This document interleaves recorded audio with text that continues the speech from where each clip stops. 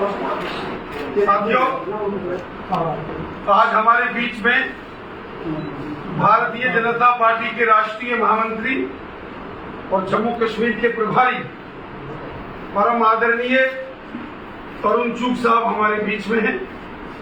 मैं श्रीमान तरुण चुग जी से निवेदन करता हूं कि वो आज की इस प्रेस वार्ता के माध्यम से मीडिया को संबोधित करेंगे। श्रीमान तरुण चुग साहब।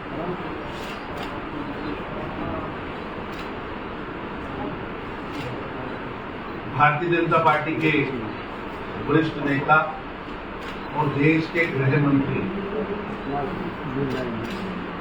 अमित शाह जी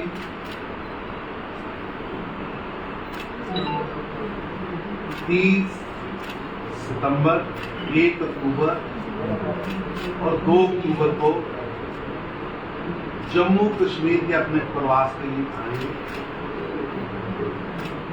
और ये 3 दिन वो जम्मू कश्मीर के प्रबुद्ध नागरिकों को, जम्मू कश्मीर के अलग अलग वर्गों को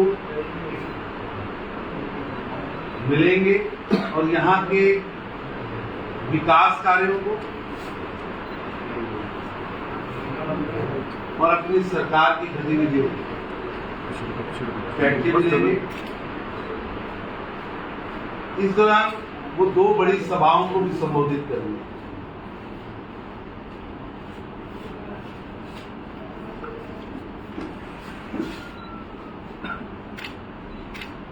एक तारीख को सुबह 10 बजे वो रजौरी में एक बड़ी जनसभा को संबोधित करेंगे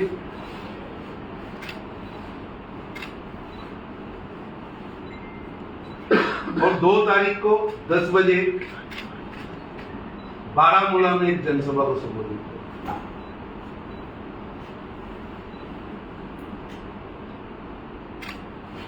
अमित शाह जी इस दौरान अलग अलग स्थानों पर जाएंगे भी। उसकी विस्तृत जानकारी अगले 2 दिनों में यहाँ के प्रदेश अध्यक्ष आपके सामने रखेंगे। ये एक बहुत बड़ा मौका है, बड़ा एक उत्सव की तरह हमारे लिए दिन है कि जिनके हाथों से, जिनके आशीर्वाद से, प्रधानमंत्री मोदी जी के आशीर्वाद से धारा 370 टूटी, 35 से टूटा और जम्मू कश्मीर के नागरिकों को आजादी मिली और जम्मू कश्मीर के नागरिकों को आगे बढ़ने का मौका मिला। जिन जंजीरों में यहाँ के लोगों को बांध रखा था, उन जंजीरों से प्रधानमंत्री श्री नरेंद्र मोदी जी के आशीर्वाद से मुक्ति मिली है और जिन हाथों से सदन में ये प्रस्ताव पेश हुआ था, भारत के गृह मंत्री श्री अमित शाह जी खुद 3 दिन के लिए यहाँ आ रहे हैं। अलग अलग कार्यक्रमों के मैंने 2 पॉलिटिकल बड़े कार्यक्रमों की आपको जानकारी दी है। ये दोनों कार्यक्रम क्योंकि कभी यहाँ के एक बहुत बड़ा वर्ग रहा जिसको कभी मौका ही नहीं मिला। एसटी परिवार, एससी भाईचारा, उन सबको मौका देने का काम हमारी सरकार ने किया। यहाँ की महिलाएं,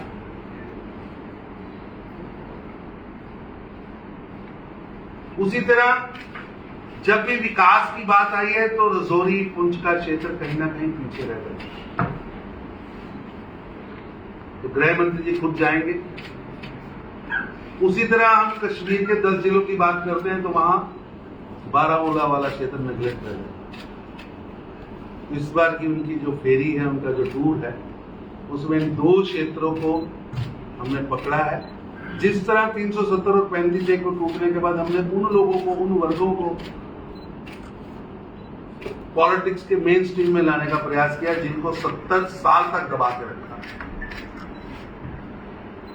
यहाँ की बेटियां, यहाँ के एससी भाई, यहाँ के एसटी भाई, बकरवा, गुज्जर, पहाड़ी, गद्दी ब्राह्मण, एक लंबा ऐसा वर्ग है जिस वर्ग को दबा के रखा गया था, उस वर्ग को भी साथ लेकर जो प्रधानमंत्री श्री नरेंद्र मोदी जी का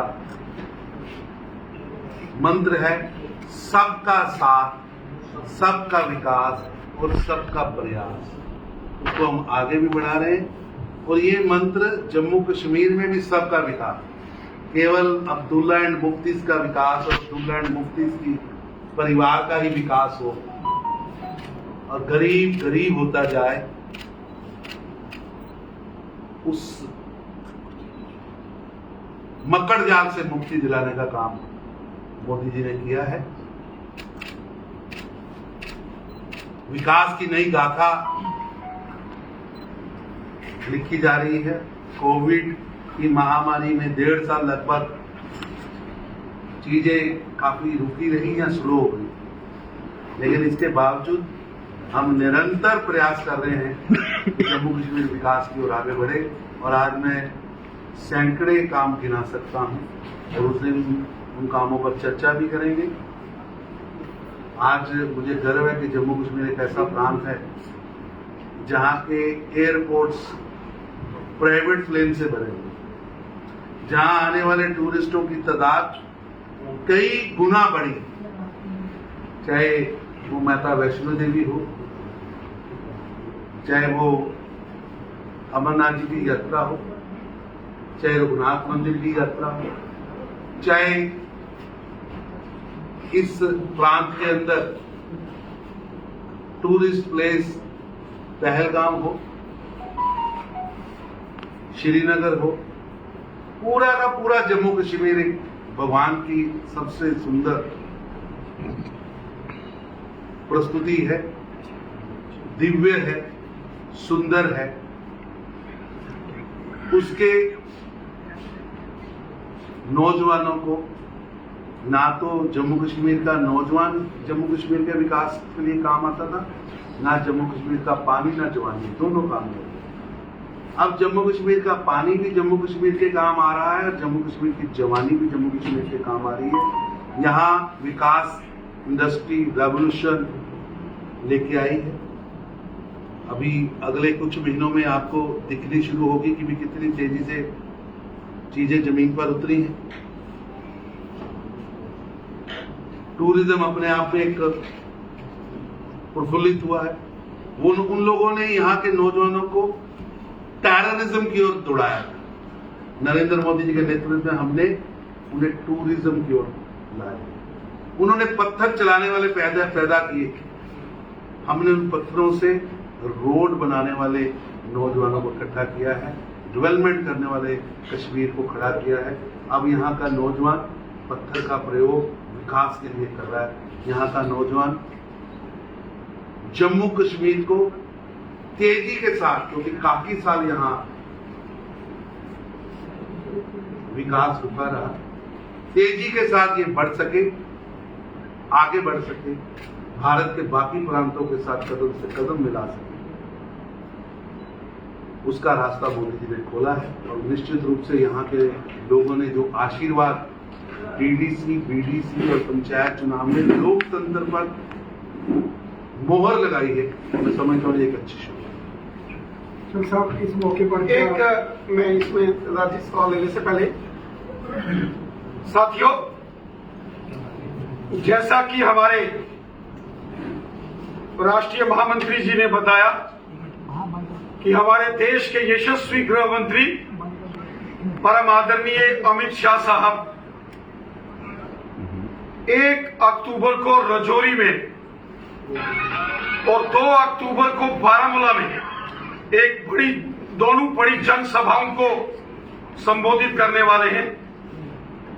जो रजौरी में माननीय गृह मंत्री जी की भव्य रैली होगी, उसमें पुंछ, मेढक, सुरनकोट, मजाकोट, रजौरी, धनमंडी, दरहाल, बुद्धल, नौशहरा, सुंदरबनी, कालाकोट, ये तमाम सीमा, ढांगरी और डूंगी जैसे बॉर्डर के क्षेत्रों के लोग माननीय गृह मंत्री जी की रैली में शामिल होंगे, जो रजौरी, बस स्टैंड के ग्राउंड में 1 अक्टूबर को 11 बजे माननीय गृह मंत्री जी राजौरी रैली स्थल में पहुंचेंगे।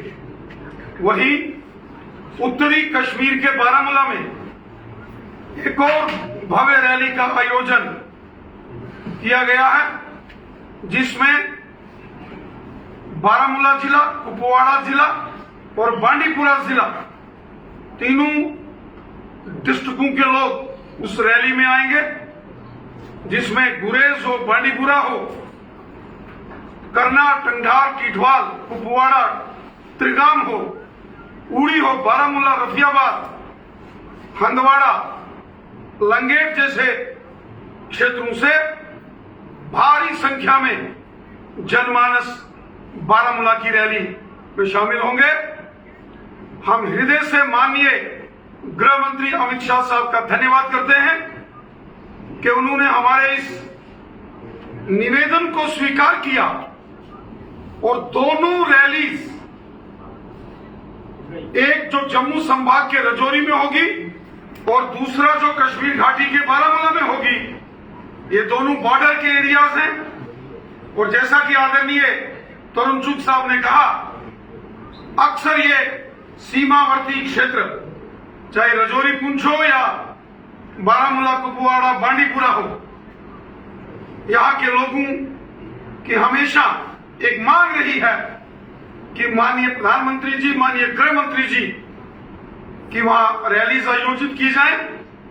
और हम हृदय से माननीय गृह मंत्री जी का धन्यवाद करते हैं कि उन्होंने जम्मू कश्मीर के लिए 3 दिवसीय प्रवास के लिए हमें समय दिया है।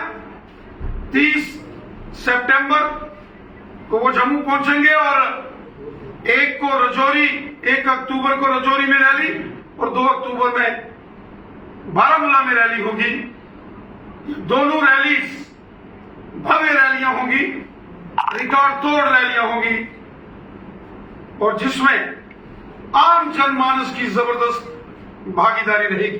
तरुण जी साहब, ये क्या इस मौके पर वो पहाड़ी स्पीकिंग लोगों को जो है उनकी डिमांड है उसको भी अनाउंस किया जाएगा?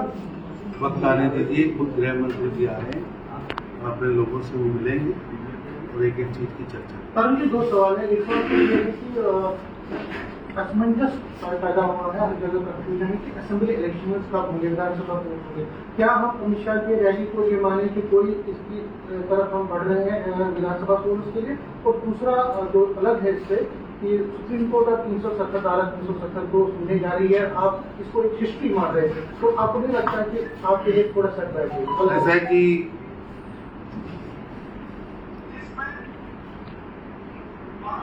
चुनावी प्रक्रिया लगातार अपनी गति से एक इंडिपेंडेंट इंस्टीट्यूशन होने के नाते काम कर रहा है। परिश्रम हो गया है, वोटर लिस्टों पे काम हो रहा है, सभी से ऑब्जेक्शन मांगे जा रहे हैं। ऑब्जेक्शन जाने के बाद वोटर लिस्टें बन जाएंगी। वोटर लिस्टें बनने के बाद जो चुनावी प्रक्रिया है वो अपनी गति से चुनाव भी आएगा। भारतीय जनता पार्टी लगातार 365 दिन काम करने वाला दल है।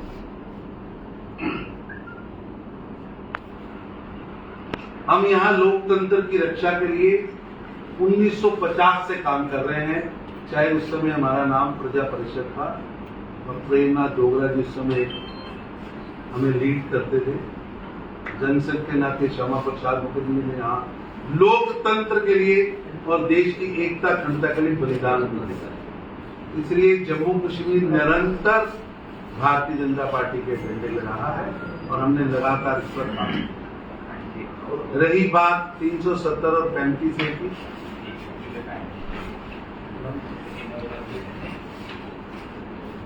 वो अब इतिहास बन चुकी है। भारत आगे बढ़ेगा, जम्मू कश्मीर आगे। सुप्रीम कोर्ट में दोबारा उसको रिव्यू कर रहे हैं, तो क्या आपको लगता है, क्योंकि आप उसको हिस्ट्री ऐसा है कि मेरे को पूरा यकीन है कि हमने जो किया है वो कॉन्स्टिट्यूशनल है, लॉजिकल है, कानून संगत है। इसलिए ये 370 35 से दोनों इतिहास बनी है और इतिहास सुप्रीम कोर्ट के फैसले को किस तरह से देखते हैं? इधर फैसला आया नहीं आता है। अगर फैसला आता है, अगर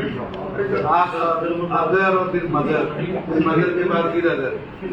ठीक है भाई, थैंक यू वेरी मच।